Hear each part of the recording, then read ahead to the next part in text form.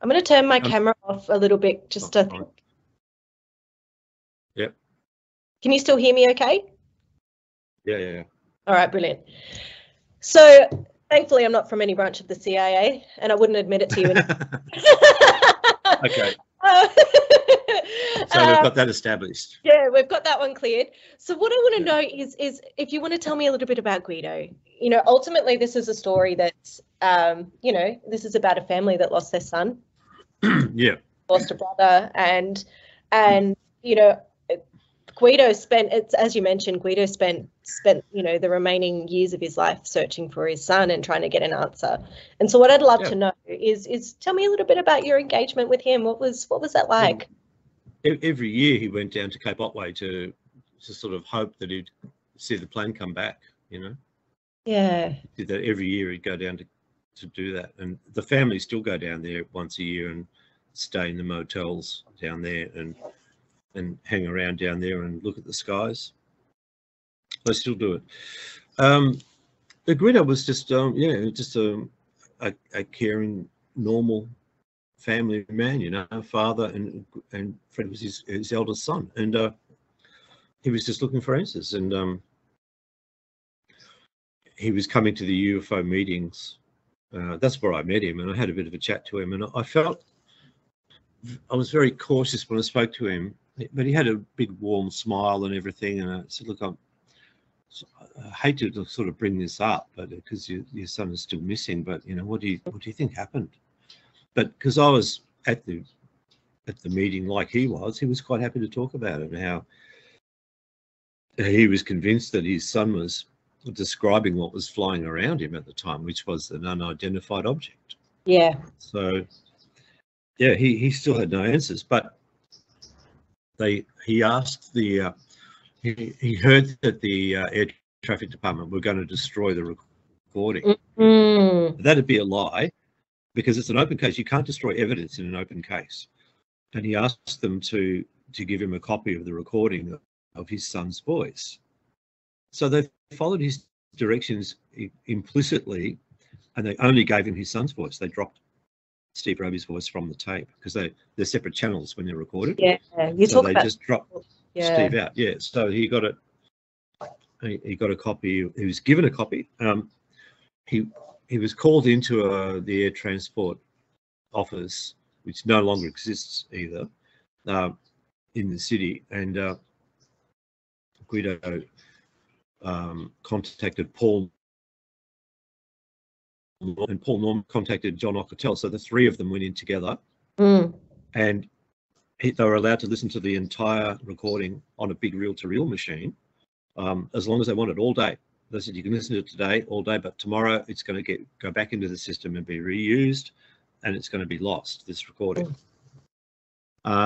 which is complete bullshit. They can't do that. It's an open case. They've got to keep the evidence. I mean, it's only a bit of magnetic tape. You know, what's it worth? $50? Yeah. You know, you're not going to wipe. What's on it is way more valuable from a research point of view or an investigation point of view. But what they did was a very strange thing. They actually gave each of them a 15-minute cassette of the recording, of that sound, of everything, but without Steve Roby's voice. But they gave one to Guido, one to John, and one to Paul. Now, John and Paul had to sign a non-disclosure agreement, a legal document that was written up right there on the spot. John told me all about it. And it was an embargo on the tape for 70 years from the time they got it. So the 70 years hasn't gone by yet, but it's been leaked. What happened was Paul Norman gave a copy, got in contact with Dr. Haynes immediately, and flew to America, took the tape personally to Haynes so he could investigate it and study the tape. And Haynes promised he would never let it out of his hands. And I got into a bit of trouble with Haynes 20 odd years ago because I really wanted a copy of the tape, and he refused to give it to me. I said, but look, you know, Paul's passed away now, you know, what's the problem? I wasn't 20, about 10 years ago. And he said, look, I made him a promise, and there's no way I can let you have a copy. You'll have to find one in Australia somewhere if you want to get a copy. But this one that's turned up online is the one that Haynes was playing. You heard all the noises and everything. With where he's done Steve Roby's voice. Is that the one you're referring to? Yeah, because you had to, because the Roby's voice was missing. But you're hearing Fred talking on that tape. Yeah. And if you read the transcript, you can make out everything he says. You can hear all of the metallic scraping that you were referencing. That's at the end. Yeah, that's at the end. Yeah, the 17 seconds. Yeah. So why do you think they removed Steve? Is there any sort of reason aside from, I don't know, confidentiality, that you think removed Steve Roby's voice?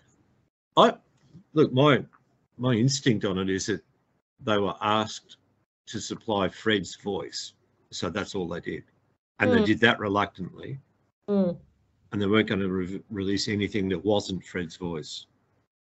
You know, they were complying with the request.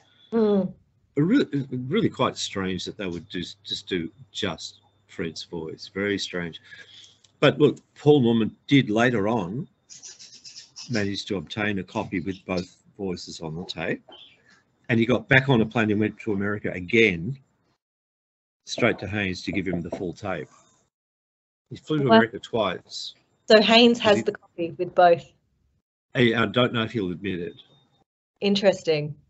But he certainly wouldn't cough it up, that's for sure. Yeah, no, but the sounds of him, especially if you got into a little bit of trouble with him, geez. And he even says on that recording, I could get into a lot of trouble if I'd said who. I'd get some people into trouble. Yep.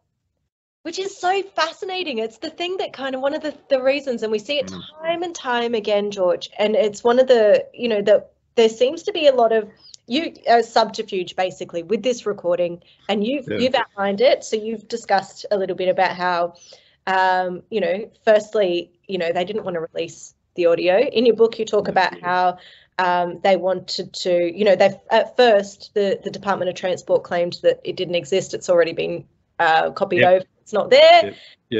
Then we hear actually it is there, and they, you know, Guido and two others could listen to it, but then we're going to get rid of it. Then we find out that that's not true, and then we find out it's really difficult to get a copy of. I guess my question is why?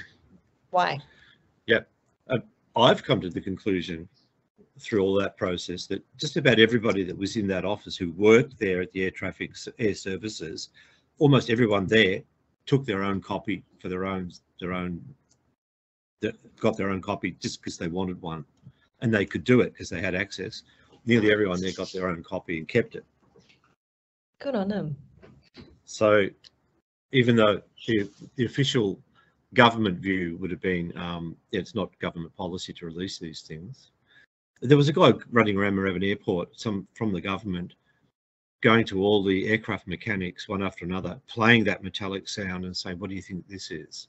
Trying to get the mechanics to you know, explain what it could be.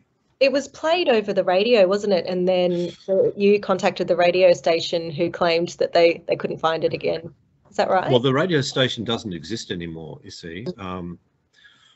That it was a rock and roll radio station in Melbourne, a rock radio station called 3XY. They did a documentary on it, and I found the producer of the radio program and spoke to him. He said the only reason we made a UFO documentary was because we had that recording. Oh, wow. And we could use, that's why we made this documentary series.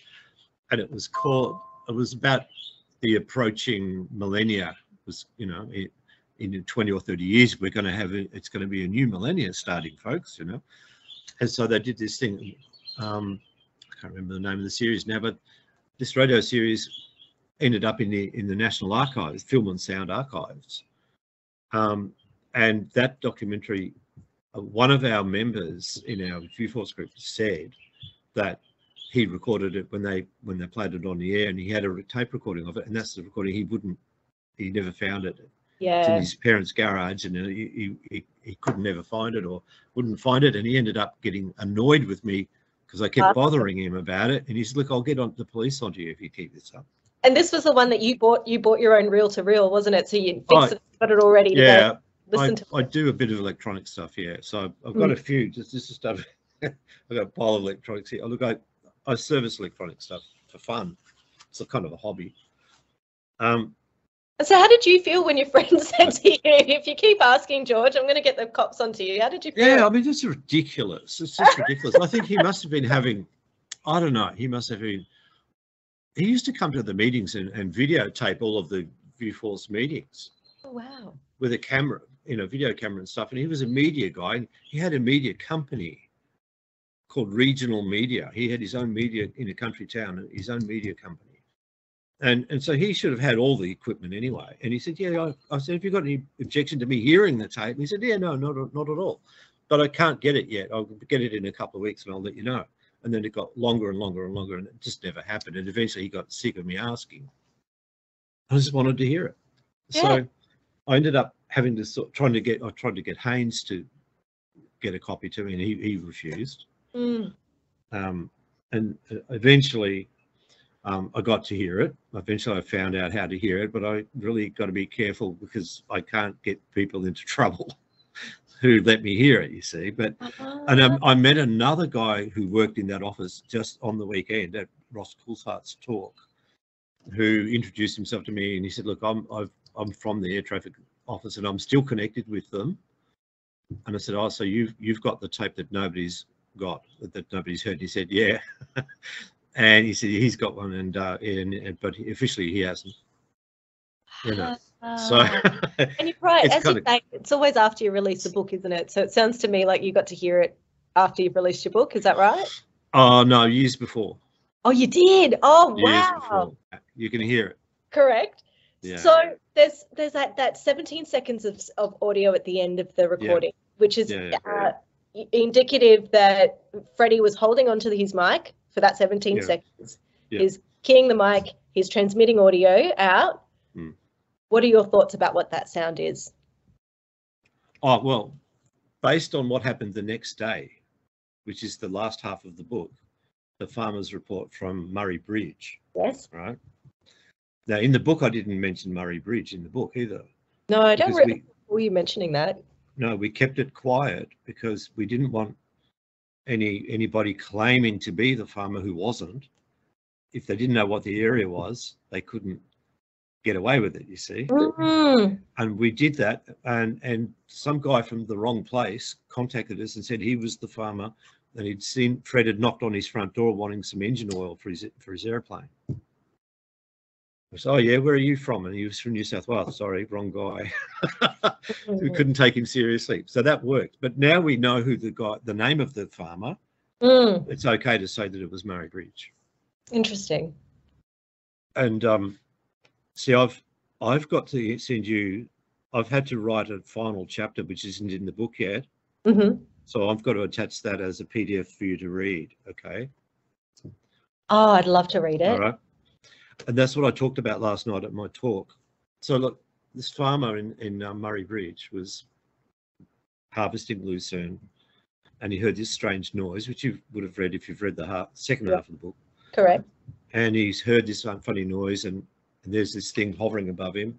And he runs away to get out from under it, so in case it comes down. And then you can see there's a dome on top, and then he sees there's an airplane stuck to the outside of it.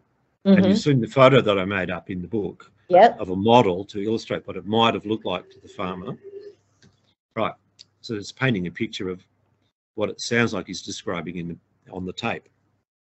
And this is the tape that Bill Chalker made.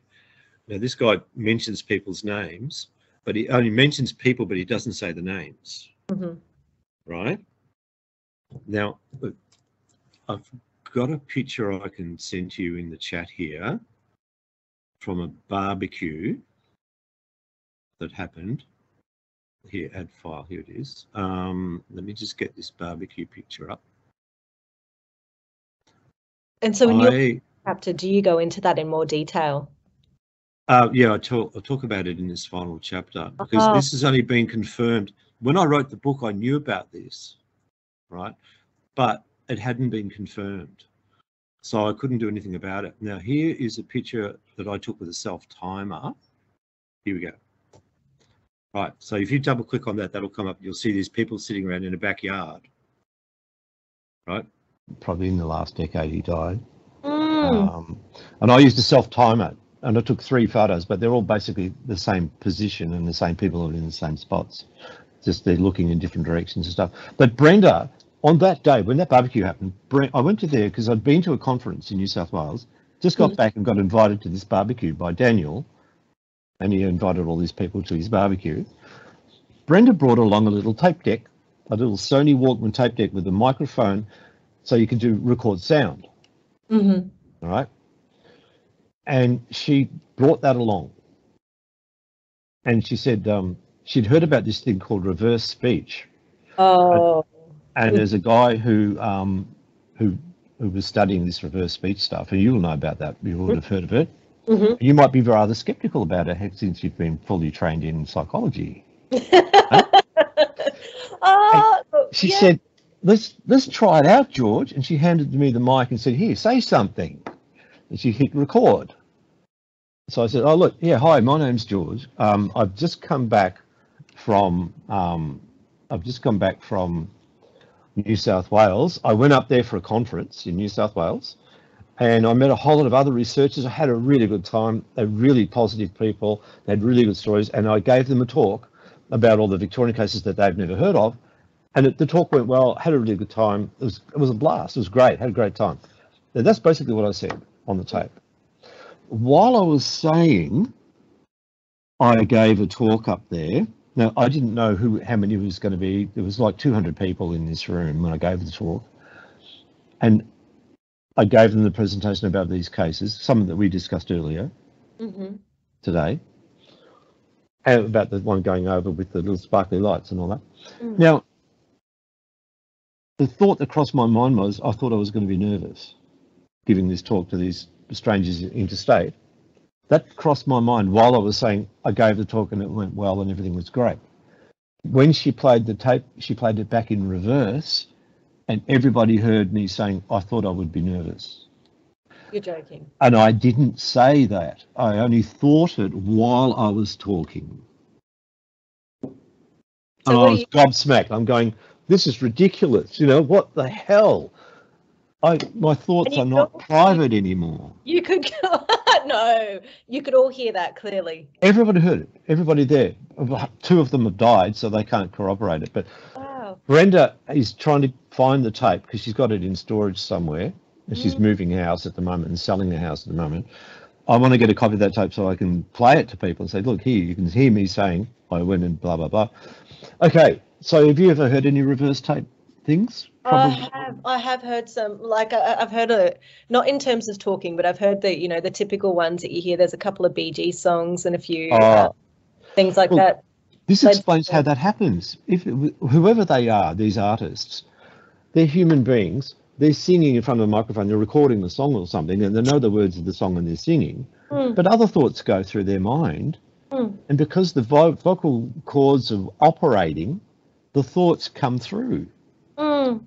And they get on the recording, but they come out backwards, and I don't know how that works. It doesn't make sense. But what happened, fast forward years later, Bill rings me up one day out of the blue, Bill Chalker, and he says, listen, have I ever told you about this very bizarre case from Adelaide, which might have something to do with the Valentich case?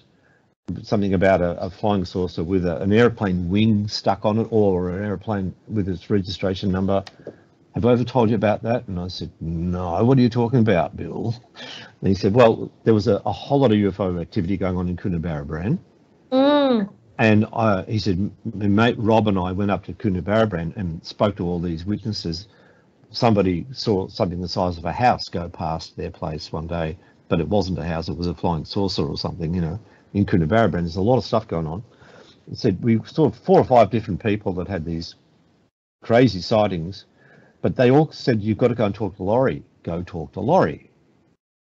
And then you say, well, who's Laurie? Well, Laurie ran the hardware store and the general store in Coonabarabran in the 90s. And what he did was, every time that the customer came in, he'd chat to them about, if they were on a motorbike, he'd talk about motorbikes with them and stuff. And you'd always ask them, have they ever seen a UFO? And if the answer was yes, he'd write it down in a book. He kept a journal of local UFO reports that he got from all the customers. He just did that for years and years and years. Right. so they said, you've got to go talk to Laurie, go talk. So they went and saw Laurie and they interviewed him. And I've got a copy of that interview tape. I've got it. And you hear this guy, Laurie, talking. And he describes things on the tape. And he describes the farmer down in South Australia, in the Murray Bridge, who saw this thing and ran out from under it and then saw that it had a dome on top and it had like a doorway that looked like a church door. It was an arched door. And he said, and then there was a Cessna stuck to the outside of it and you could see the registration number and he scratched it into his tractor with a nail so he wouldn't forget the rego number. And it was the same number of the plane that disappeared going down to King Island, which was the evening before this happened. So it's the next morning after Fred disappeared. This farmer in South Australia has had this sighting that shocked the heck out of him, as it would. It could have been a pilot still stuck in the plane and all that. So this farmer hasn't got, you know, it's like he hasn't got any connection at all to the case, and then you've got all of these very separate corroborating events occurring. Things, the serial number, the same serial number. So, in your opinion, you just went silent. What? Compelling, in your opinion? What, the story? Yeah. Well, I'll tell you what happened. He's describing this farmer, but he doesn't say the farmer's name. Right? He's saying what the farmer's told him. The farmer came into his shop. It happened years ago when he lived down in Adelaide, but he's moved up to Coonabarabran now and he's living up there. Bought a property up in Coonabarabran. Right? Now, I didn't put that in the book, the name or anything. I didn't do everything because I couldn't confirm anything. But the guy on the tape has died probably 15, 20 years ago. But I've been in contact with his son, one of his sons. He had about 8 kids. I've been in contact with Lance Ryder for quite a few years, in texting each other and stuff. And we did this show last year, Close Encounters Down Under. I was in episode 2 talking about the Valentich case. It was on Channel 7, on 7 Mate. I don't know if you saw the series. Did you see that series, 7 Mate? And you would have seen me on there talking about it. Yeah. All right. So, and when I was interviewed for that, it was a 3-hour interview, and I mentioned all the stuff about Laurie Ryder, and I told them this had happened, but they couldn't put everything in because it's only a half an hour. They gave us half an hour, which is pretty good for the whole series, but they didn't mention that. Now, I texted Lance and said, look, I spoke about your dad to them, and they interviewed me, and that could be on the show. You know, it could be part of the show tonight. He said, okay, I'll watch it. And then we're texting each other, and after the show, he's texted me and said, they didn't say anything about the plane being seen in Adelaide the next day in Murray Bridge. You know, they didn't say anything about it. I said, yeah, they couldn't fit everything in, I guess. I said, oh, by the way, I played a bit of that recording of your dad describing the farmer. I played a bit of that in reverse, and it sounds like he says the name Ian Bryson. And Lance says to me, oh, yeah, Dad had a friend who went by that name. He was a farmer up here. It's confirmed. He said he was a farmer up here, and he lived up here, and our kids played with his kids, and I even bought a car off him. He might be the guy you're looking for. He texted that to me only a month ago when that show was on, went to air. Oh wow! So what's the connection there? What do you think? So do you want to hear the sound of it? I'd love to. Yeah, I can put that on here, and you can play it. Because I've got it reversed. Okay. Now, here. Now is where he says the farmer's name. Right, I'm going to load that on. Here you go. It's loading now. And I'll send that there, boom. There you go. It's called Ryder Reversed. Right? Yeah. Can you see that? Now you can play that, and I'll be able to hear it while you're listening to it. The most interesting one of the lot is this farmer that came into the shop. And he pulled up outside on one of these little ag bikes, you know, like sewing machines, and into the shop. And Ian Bryson.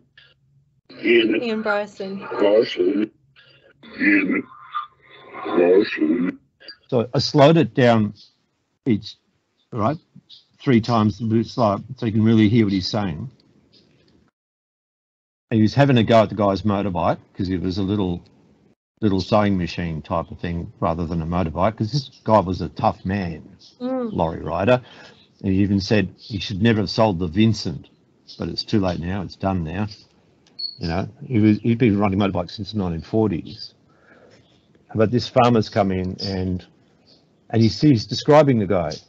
He says he came into the shop and that's the part I reversed, where it says Ian Bryson. So wow! And that was how you found the connection. See, I figured out if the thought of the guy's name had crossed his mind, it would have been when he was describing him but not saying the name. Interesting. And at that point, that's when he was describing the guy, not saying the name, and that's where the name Ian Bryson just popped out. I couldn't believe it. But also, I didn't put it in the book because I couldn't confirm it. Yeah. It only got confirmed a few weeks ago when Lance texted me and said, "Yeah, I know Ian Bryson. He's down the road." So he was a farmer. He lived over in Three Hills, and he was a farmer down here. And he said, "I think I don't know if he's still there." He said, "I think the whole place might have been burned down in the fires about 10 years ago. There's big fires went through." Terrible bushfires, and the house might have been burned. He said, "I don't know. I don't even know if he's still alive." So I still don't know. He could be a very old man. He could be in a home for the bewildered by now. I just don't know. But yeah, he's. So you're going to try and get in touch with him, are you? Well, I've been trying, but I've got people who live up there who there was one woman who contacted me after doing a podcast, and she said, "Look, my mother would have known him because she knew everyone." But she died a few years ago. So unfortunately, what Stanton Friedman, the Canadian UFO researcher, said, it's a race against the Undertaker. Yeah, you know? And it really is. Yeah, and so these guys are probably all gone now anyway. So anyway, on the tape, Laurie's talking about this farmer who had this sighting, and that was the name he didn't tell us. Yep. Yeah, right, okay.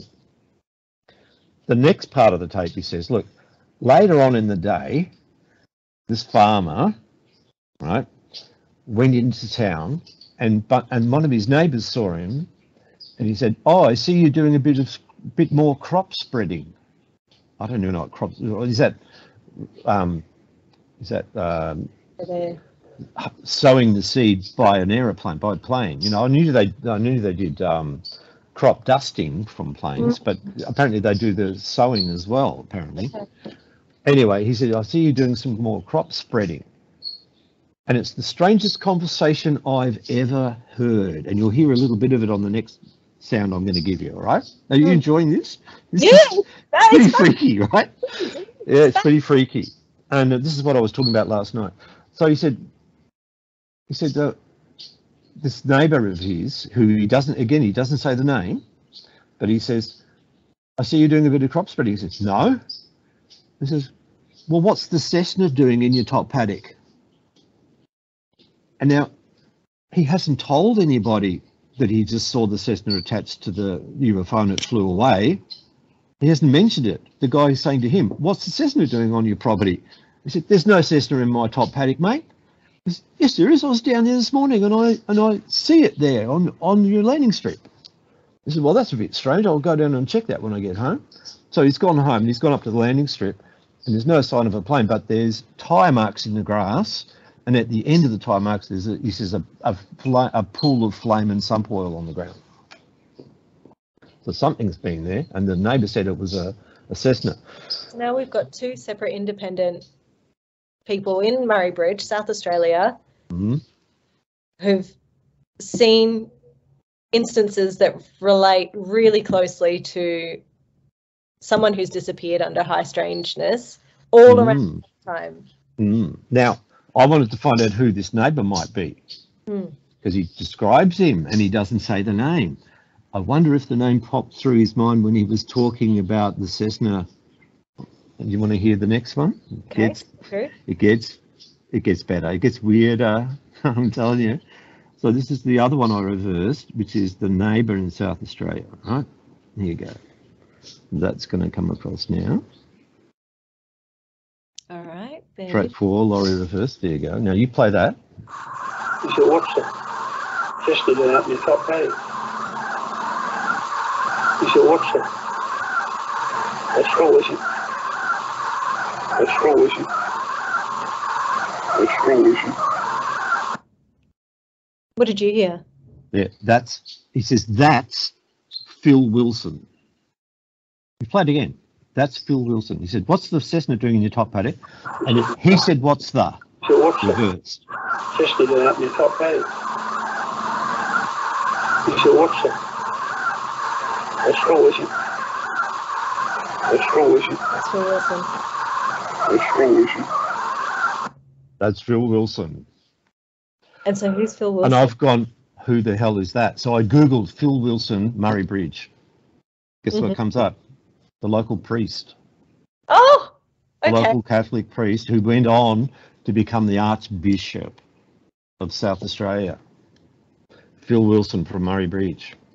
And he was just a priest in those days. Is he still? And he died a couple of years ago. Oh, bugger. Yeah.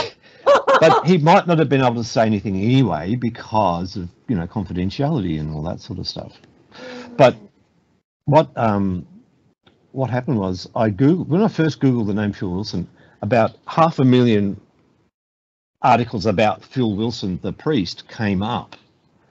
He had apparently had a lot of trouble with lesser priests under his command that were doing a little bit of fiddling with the altar boys and that sort of stuff, and got into all this sort of trouble. And he was accused of being a bit like George Pell, not doing enough to stop it. He was just moving them around to different areas and stuff, right? So he actually stood down from his job at the end of his career, saying, look, it wasn't me, and it wasn't him, but he didn't do enough, apparently, to stop it. There's a big problem with the Catholic Church. Anyway, I thought at first, look, I'm not trying to find this Catholic Church priest. I don't care about him. I want to find the neighbour who was called Phil Wilson, not Father Phil Wilson. I wanted to find out who this neighbour was, this Phil Wilson. And then I thought about it, and I passed all this on to Bill Chalker because he was the source of all this stuff in the first place. He got back to me and said, "Oh, so you're going to dismiss this this pedophile priest, are you?" I said, "He wasn't the pedophile."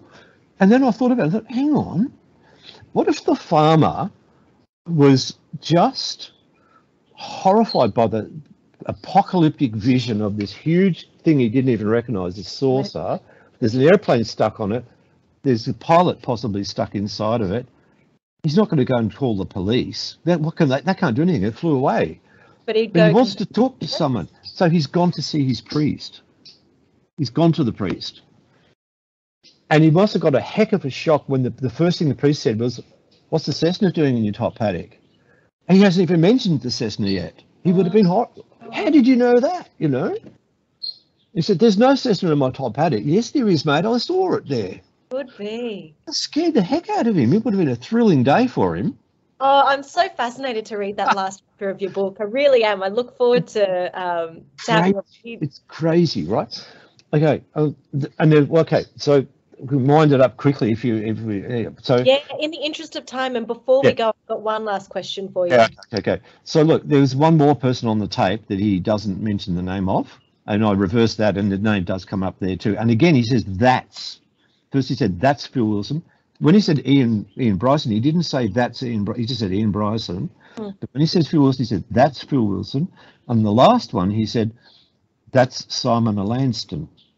He's talking about at the end of the tape. He's saying, look, that plane registration number DSJ got re-registered onto another aircraft. He said that it's now on an Oster down in Victoria somewhere, and I'm going to find out who owns that. How did they get that registration number? Because it is now a registered aircraft. It is an Oster that's been restored. I found out who owned the plane, who bought the plane. Please don't tell me. Same name, was it? Well, I found this guy who owns the plane today. His name is, he's known as Gypsy Mick. He ran a sideshow for a circus for years, and he bought an old airplane in his later years, decided to restore an old aircraft. And I rang him up, and he was telling me about how he restored the engine. And in the background, his wife said, I did all the sewing, because it's a fabric-bodied aircraft and wings. It's all fabric, with so paint, like a model aircraft, but it's a real plane, the size of a Cessna. It looks like a Cessna. And I found a photo of it. I can show you the photo of the Oster. All right. Now that's just here. Hang on. I've got to go there. I'm switching back and forth. You know how computers hide things from you. Oh, yeah, this tab goes and then this one goes. Here's the Oster, how it looks. It would have been taken in the 1980s. This photo, here you go. That's the Oster. And you can clearly see the registration number on the side of that body there. Oh, I can, far out. So another thing that Laurie told us that I've been able to confirm, because I spoke to the guy who restored it. He might have sold it by now, but it's somewhere else in Australia now. But at the time, about 10 years ago, I got that confirmed, that there was an Oster and it's been restored and it's now been registered with that name. Wow. But that checked out too. So Laurie was telling us the truth. Now, he tells us about this Oster story, but he says, I've got a friend who's a commercial pilot, and he found out about the Oster, right? Mm.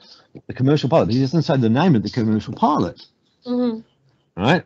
So quickly, here is the sound recording. Go back here, back to, where are you, Laurie? Got to find Laurie again. This is what I was doing last night, hunting around for the right folders. Here we go, Laurie, right there you go. During your talk? This is the third one. Well, I put it all in the right spot, but this is the last Laurie reversed, which is the commercial pilot. So now you'll be able to hear him. And where he says, and it's now on an Oster, you reverse that, and that's Simon and Lanston. And you'll hear it very clearly. Tell me that he was the commercial pilot. Is that right? Let's listen. The commercial pilot who told him about the Oster. See what he could find out about it. And it's now on an Oster. And it's now on an Oster. That's Simon Lanston. That's Simon Lanston. That's Simon Lanston.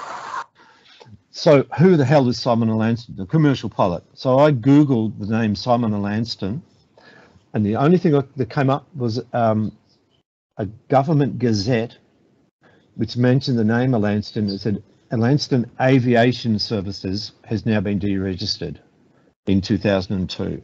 So there was a company called Lanston Aviation, and Simon Lanston was the commercial pilot.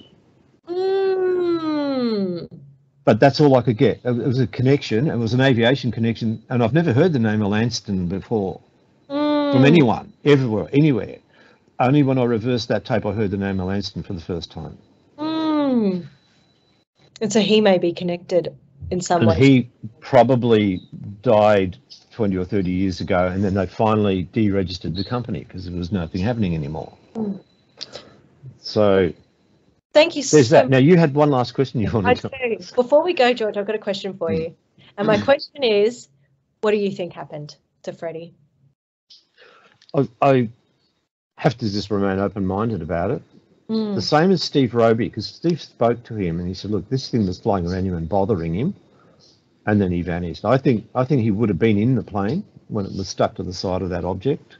That's the source of that metallic sound, because the prop's cutting into that object and it's damaged it. 10 years later, there was a UFO sighting that went all around the bay here in Melbourne, and there was a guy down in Frankston who said this thing was hovering over his house and it woke him up, and he went out and had a look at it. It was a big circular thing, and he said, and it had this funny noise. It sounded like it had a faulty bearing or something, and it went all around the bay. There were reports from all around the bay. This thing was making a funny noise, even that long after the Valentich thing. So it's 3 different TV channels reported that case, and they all did it differently. Channel 10, I got that on audio. I had a VHS machine and I recorded it off the news, and Channel 10 treated it seriously and spoke to the local police. They were the St Kilda police who had been there and investigated. The actual people said, yeah, look, we investigated that and we couldn't work out what it was. The next channel that I found that showed the story made a joke of it and were laughing about it, but not as seriously. And they spoke to the wrong police who weren't there at the time, who were scoffing about it. Oh, our mates reckon there was UFO. They're all, I don't know, the police, they shouldn't be drinking, And then the last one was the ABC, and they were the worst. They waited until there was a group of school kids walking past the area, all dressed up as bananas and pajamas, and said, "Oh, they look like these aliens." Made a big joke out of it. But it was a serious it was a thing that flew around making funny noise, waking people up in 1992. So that's 14 years after Fred disappeared. There's still this object getting around. It's still damaged. Yeah. Yeah. It hasn't been home and repaired. Maybe they don't have it panel beaters, on Jupiter or something. Don't know. So we think be open-minded. Well, look, the thing is now with these congressional hearings and everything, and they're saying these military guys are encountering these things, and they're frightened to report the UFOs because then they've got to do all this paperwork and stuff, and they get in trouble for reporting them. But they're seeing them every time they go up. So, look, it's a big universe out there, and we're definitely not alone. Ask any of the Westall witnesses. They saw something that did something 50 years ago, 60 years ago, that's light years ahead of anything we have now. And they're still impacted to this day. Yep. It's fascinating, isn't it? Yeah. No, George, thank you so much for that's been amazing. So much good. And what I'm going to do is so I'm putting together the episode as we speak, and what I'll do is I'll probably have that up online. My hope is in the next 4 to 6 weeks. Yeah. And I'll shoot you an email. Right. Yeah, and you can use all those photos and everything and sound files. Yeah, I'm so grateful, and I'm so grateful for your time. Honestly, when I emailed you, George, I was just hoping to get your approval to reference your book. So when you said you're happy to speak, oh my gosh, it was like all my dreams came true. I'm so grateful. So thank you. Pleasure. It's a pleasure to help you out like that. And look, it can be hard to get information sometimes, but I'm a bit like Ross Coulthard. I can't keep my mouth shut. He said that on the weekend. He gets into trouble because he can't keep his mouth shut. And especially so good on him. Something like this as well. No, thank you. And I'll be sure to link your book in the show notes as well for this one. Yeah, look, it's good. Yeah, everyone that I know who's read it has enjoyed it. Now you've read the book, so you're ready for the last chapter, aren't you? No, I've read the book, so I've got a copy I got a Kindle version, so I've Yeah, well, the last chapter. Let me just get it here. You're not going to give me a sneak preview, are you, George? It will come out in the book, but you'll be able to. This is I've got it in here, the PDF. Hang on. Where is it? It was hard to do that Kindle version. It was took a lot of work to turn it into a Kindle thing. Oh my goodness! Quite difficult. Couldn't even. But yeah, no, I read it. So I read it Kindle on the Mac. No problems at all. Now I'm pretty sure this is the updated one. The person who did the Lois Jessup was my proofreader for the book. Mm-hmm. She's experienced in that, and she's qualified proofreader. And I got her to do this last chapter too, to proofread that for all the silly mistakes I make. All right. And she's done that, so she's marvellous. She's actually my sister. So anyway, here we go. Here's Writer Reversed, the PDF. That will end up being the last chapter. And it's got photos that aren't in the book so far. And it's only a few pages, but it's about what we just discussed. But it's in writing. Right. Oh, thank you. Oh, that's brilliant. So you can enjoy that. Get it now. I'm going to go through and have a read. Oh, I'm very grateful. Thank you. Tell me what you think of the overall thing. I will. I'll give it a read and I'll let you know what I think. But George, thanks. You've been amazing, and I'm so thankful for the time. I'm really grateful. You're welcome. You're welcome. Thank you, and I'll be in contact as soon as I've got this this particular episode live, so you can listen to it. That'd be great. Yeah, good. Thank you. Oh, thanks, George. You have a wonderful day. Good to meet you. Good on you. Good to talk to you. It's been great. Good fun. Thank you so much. Okay, bye.